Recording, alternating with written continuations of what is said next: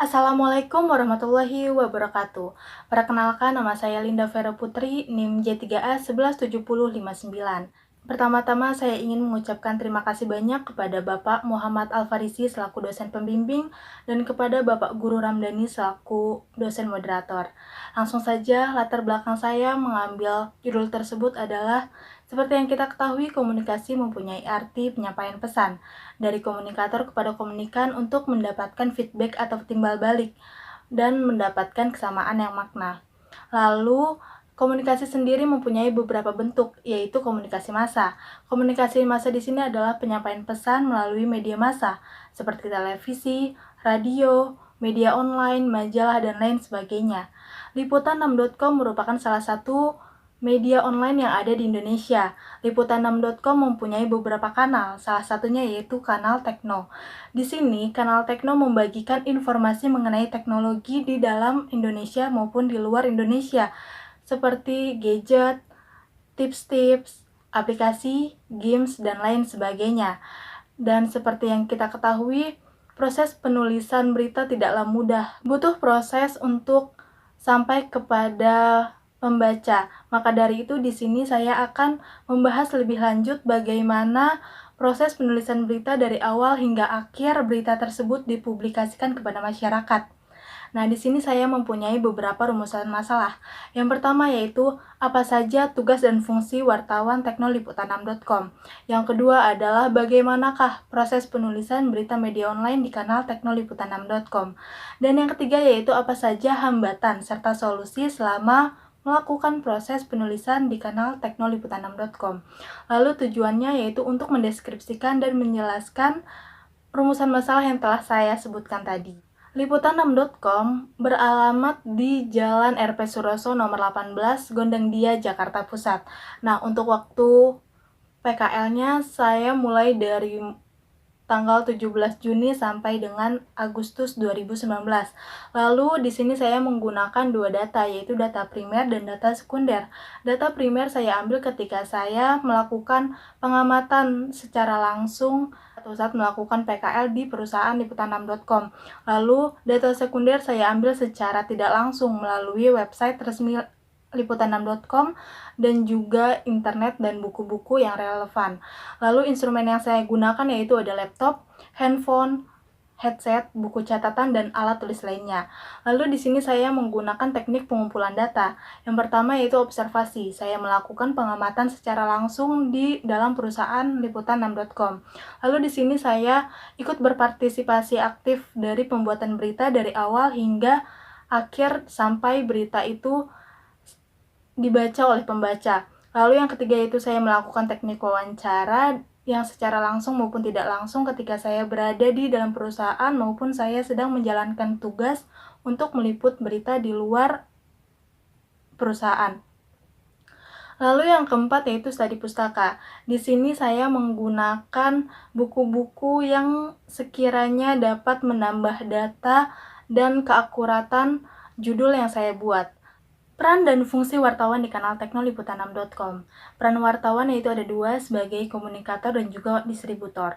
Wartawan teknoliputan6.com berperan sebagai komunikator saat ia sedang terjun ke lapangan untuk mencari berita. Sebagai distributor, di sini wartawan teknoliputan6.com setelah mengambil data lewat wawancara yang telah ia lakukan, ia akan segera menulis dan hasil tulisannya akan dipublikasikan kepada masyarakat. Menurut Mulyadi dan Musman, wartawan memiliki beberapa fungsi, diantaranya yaitu yang pertama ada fungsi menghibur. Di sini wartawan teknologi menuliskan artikel mengenai hiburan, seperti misalnya mencari gambar-gambar lucu di media sosial Twitter. Lalu yang kedua yaitu fungsi informatif. Di sini wartawan teknoliputan6.com memberikan informasi yang terkini, terupdate. Fungsi kontrol yaitu di sini diharapkan wartawan teknoliputan6.com bisa menyampaikan ide atau gagasannya yang berkaitan dengan kepentingan luas. Seperti contohnya wartawan Tekno waktu itu pernah membuat artikel mengenai kebijakan pemerintah tentang pemblokiran IMEI atau International Mobile Equipment Identity yang tidak ada di Indonesia atau ilegal. Ada fungsi interpretatif dan direktif. Nah, ini wartawan teknoliputan6.com mempunyai cara tersendiri. Salah satunya yaitu mengubah kata-kata atau bahasa teknologi menjadi mudah untuk dimengerti oleh pembacanya. Yang terakhir yaitu fungsi swadaya. Di sini wartawan teknoliputan6.com tidak boleh menerima barang apapun dari perusahaan lain atau startup lain sehingga berita mereka bisa dinaikkan dalam website liputan6.com. Nah, selanjutnya yaitu ada proses penulisan berita online di kanal teknoliputan6.com. Di tahap pra penulisan ini ada briefing, yaitu wartawan teknoliputan6.com akan di-briefing dulu atau diberitahukan terlebih dahulu sebelum ia terjun ke lapangan, seperti acara apa yang akan ia datangi, jam dan lokasi, serta pertanyaan apa saja yang akan diajukan kepada narasumber saat melakukan wawancara. Yang kedua yaitu wawancara. Nah, di sini wartawan teknoliputan6.com akan menanyakan pertanyaan-pertanyaan yang terkait dengan acara yang sedang berlangsung. Lalu yang ketiga yaitu pengumpulan data. Nah, setelah melakukan wawancara, pernyataan-pernyataan penting yang telah ia dapatkan selanjutnya ia tulis satu persatu untuk kemudian dijadikan naskah berita. Tahapan penulisan di sini ada piramida terbalik, naskah berita, dan juga bahasa jurnalistik. Piramida terbalik. Wartawan teknoliputan6.com biasanya akan menuliskan beberapa berita penting atau informasi keseluruhan dari artikel di paragraf pertama dan yang kedua.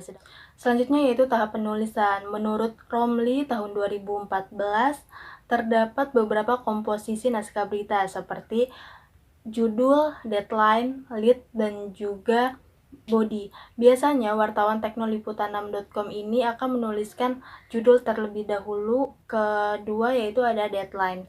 Di sini deadline berupa nama penulis dan juga tanggal serta tahun berita tersebut dipublikasikan.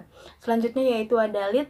Lead di sini merupakan paragraf-paragraf yang penting, biasanya terletak di paragraf pertama dan kedua, sama seperti piramida terbalik tadi.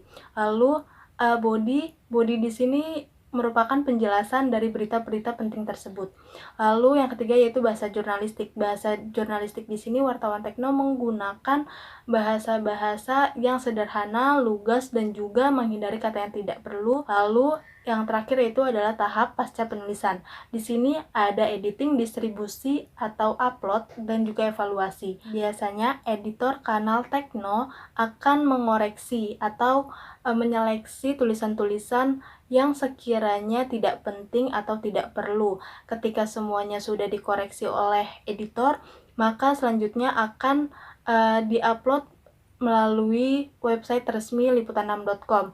Lalu setelah melakukan penguploadan, maka editor akan memberitahukan kesalahan penulisan kepada wartawan tekno, khususnya wartawan pemula. Selanjutnya yaitu ada hambatan dan solusi. Nah, di hambatan teknis ini ada yang pertama, jaringan internet terkadang mengalami gangguan. Dan yang kedua, laptop penulis seringkali mengalami kerusakan pada sistemnya seperti tidak bisa tersangkut WiFi dan juga beberapa keyboard yang tidak bisa digunakan. Lalu hambatan non-teknisnya yang pertama itu ada penulis tidak menguasai bahasa teknis teknologi, yang kedua kurang mampu mengembangkan kalimat, yang ketiga yaitu sulit mencari bahan berita, yang terakhir yaitu penulis sulit menerjemahkan bahasa asing. Solusi untuk masalah teknis yang pertama yaitu perusahaan sebaiknya melakukan pengecekan dan perawatan WiFi secara rutin. Yang kedua yaitu penulis harus mempersiapkan laptop. Untuk hambatan non-teknis yang pertama yaitu penulis perlu bertanya kepada wartawan teknoliputan6.com maksud dan arti dari bahasa teknis sebelum menulis berita. Lalu yang kedua yaitu penulis harus sering membaca artikel agar bisa mengembangkan kalimat. Yang ketiga yaitu penulis harus melakukan koordinasi dan bertanya kepada wartawan tekno lain untuk mencari bahan berita apa saja atau website apa saja yang sering digunakan.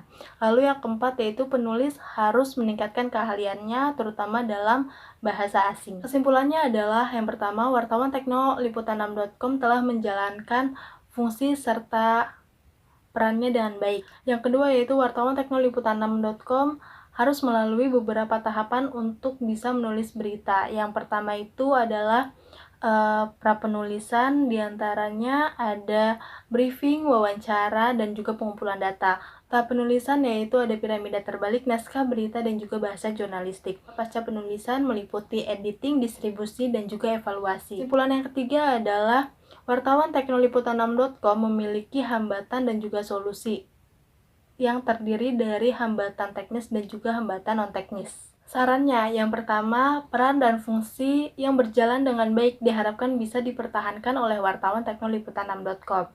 Lalu yang kedua yaitu wartawan pemula sebaiknya diberitahukan terlebih dahulu bagaimana cara penulisan berita online yang baik dan benar. Yang ketiga yaitu adalah pihak perusahaan maupun wartawan teknoliputan6.com harus memiliki persiapan berupa komputer. Cukup sekian presentasi dari saya. Wassalamualaikum warahmatullahi wabarakatuh.